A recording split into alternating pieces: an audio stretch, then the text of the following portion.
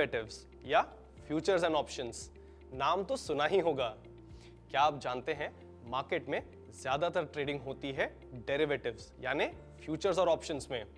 क्या आप डेरिवेटिव्स में ट्रेडिंग शुरू करना चाहते हैं या आपने अभी अभी डेरिवेटिव्स में ट्रेडिंग शुरू की है और अपने नॉलेज को बढ़ाना चाहते हैं, या आप डेरिवेटिव्स में कुछ समय से ट्रेड करते आ रहे हैं पर अपने परफॉर्मेंस को इंप्रूव करना चाहते हैं? अगर इनमें से किसी भी सवाल का जवाब हाँ है तो आप हैं बिल्कुल सही जगह पे। इस सीरीज में हम आपको समझाएंगे डेरिवेटिव्स क्या होते हैं, उनके रिस्क्स क्या होते हैं, उनके बेनिफिट्स क्या होते हैं, कैसे डेरिवेटिव्स में ट्रेड करके आप अपने पोर्टफोलियो का रिस्क कम कर सकते हैं। जी हाँ, हम चाहते हैं कि आप बने एक इन्फॉर्म्ड इन्वेस्टर जो मार्केट में सारे अवेलेबल प्रोडक्ट्स की सही जानकारी रख के उन्हें सही तरीके से अप्लाई करता है। याद रहे, knowledge is potential power but action is power realised. ये तो सभी जानते हैं कि एक्सरसाइज करने से हम फिट होते हैं, लेकिन ये जानकारी काफी नहीं, हमें एक्चुअली एक्सरसाइज करना पड़ता है। ठीक उसी तरह से जब आप डेरिवेटिव्स को अच्छी तरह से जानकर समझकर इन्हें अप्लाई करते हैं तब होती है आपके पोर्टफोलियो की परफॉर्मेंस इंप्रूव। तो ये है एक action packed knowledge series on derivatives. मैं हूं कुश पोहरा और ये है the evergreen derivative series by Upstox. आइए समझते हैं डेरिवेटिव्स क्या होते हैं। What are derivatives? As the name suggests, a derivative is something that derives its value out of something else। मतलब कोई ऐसी प्रोडक्ट जिसकी वैल्यू बेस्ड है किसी और प्रोडक्ट पे। आइए इसे समझते हैं एक बहुत ही सिंपल से रियल लाइफ एग्जांपल से। लेते हैं एग्जांपल मिल्क और कर्ड का, यानी दूध और दही का।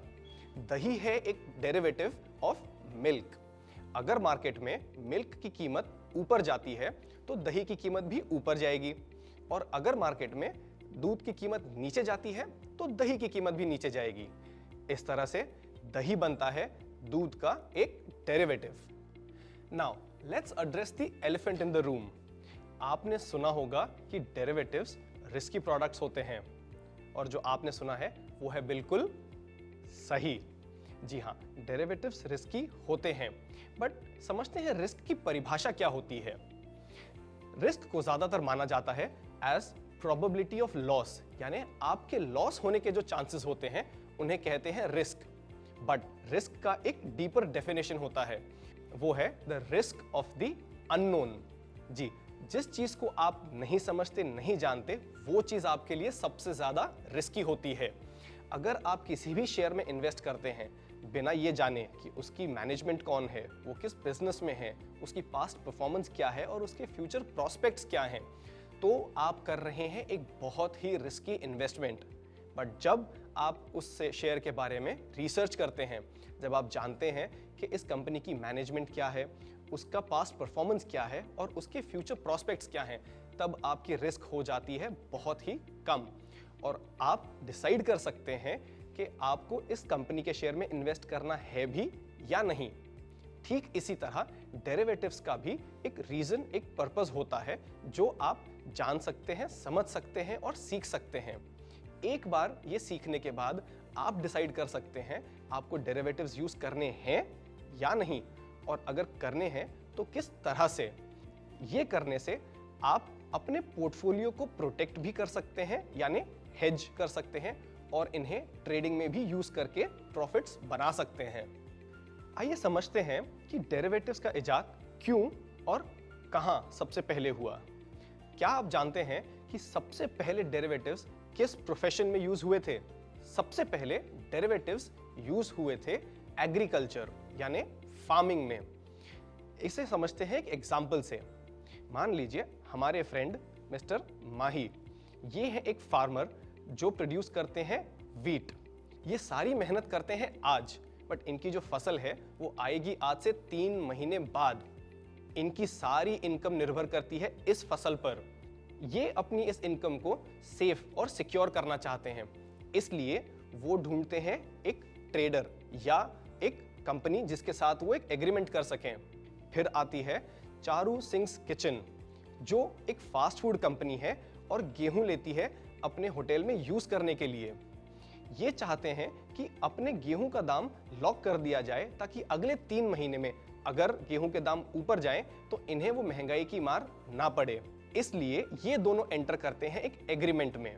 ये दोनों एग्री करते हैं कि आज से 3 महीने बाद हम एक्सचेंज करेंगे 100 kilo of wheat at the price of 30 rupees. जी, ये एक एग्जाम्पल है फॉरवर्ड्स कॉन्ट्रैक्ट का। यहाँ पे दो पार्टीज ने साथ में आकर एक एग्रीमेंट किया है कि हम एक्सचेंज करेंगे wheat at the price of 30 rupees 3 months from now. Exchanges पर डेरिवेटिव्स पहली बार ट्रेड हुए थे शिकागो बोर्ड ऑफ ट्रेड में, जहां पहला फ्यूचर्स कॉन्ट्रैक्ट ट्रेड हुआ था मक्के यानी कि कॉर्न का। फिर डेरिवेटिव्स इंट्रोड्यूस हुए करेंसी में और लेट 1900s में डेरिवेटिव्स इंट्रोड्यूस किए गए इंडेक्स और शेयर्स में। इंडिया में डेरिवेटिव्स पहली बार इंट्रोड्यूस किए गए थे ईयर 2000 में। डेरिवेटिव्स नेशनल स्टॉक एक्सचेंज और बॉम्बे स्टॉक एक्सचेंज दोनों पर ही अवेलेबल हैं ट्रेडिंग करने के लिए। डेरिवेटिव्स होते हैं 4 प्रकार के: फ्यूचर्स, ऑप्शंस, फॉरवर्ड्स और स्वैप्स।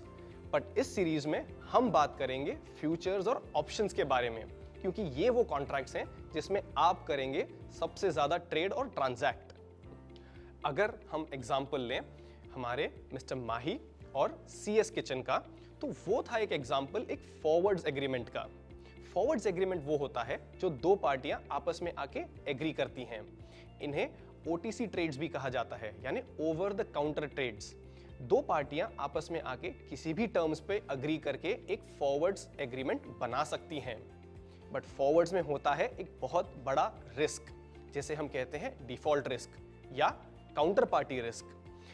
दोनों में से कोई भी पार्टी इस एग्रीमेंट को पूरा करने से मना कर सकती है। अगर व्हीट का दाम 30 से बढ़कर हो जाए 40 रुपए, तो फार्मर कह सकता है कि मैं ये CS किचन को नहीं बेचूंगा और उसे बेच सकता है ओपन मार्केट में। ठीक उसी तरह अगर प्राइस गिरकर हो जाए 20 रुपए, तो चारू सिंह किचन फार्मर से खरीदने की बजाय इसे बाय कर सकती है ओपन मार्केट से। तो क्या आप देख रहे हैं किस तरह से दोनों पार्टीज को एक इंसेंटिव होता है इस एग्रीमेंट को फुलफिल ना करने का। इसे हम कहते हैं डिफॉल्ट रिस्क। क्या इस रिस्क को अवॉइड किया जा सकता है? The answer is yes. इस रिस्क को आप अवॉइड कर सकते हैं फ्यूचर्स के हेल्प से। क्या आपके अकाउंट में फ्यूचर्स एंड ऑप्शंस एक्टिवेटेड हैं? ये आप चेक कर सकते हैं यहां क्लिक करके। अगर आपके अकाउंट में फ्यूचर्स एंड ऑप्शंस एक्टिवेटेड नहीं है, तो आप उन्हें एक्टिवेट कर सकते हैं यहां क्लिक करके। फॉरवर्ड्स और फ्यूचर्स में क्या फर्क होता है, फ्यूचर्स का रिस्क क्या होता है और इन्हें कैसे यूज करते हैं, ये सब कुछ हम समझेंगे हमारे अगले वीडियो में। तो इस चैनल को सब्सक्राइब करिए और बेल आइकन को हिट करिए ताकि आपको मिलते रहे हमारे सारे अपडेट्स।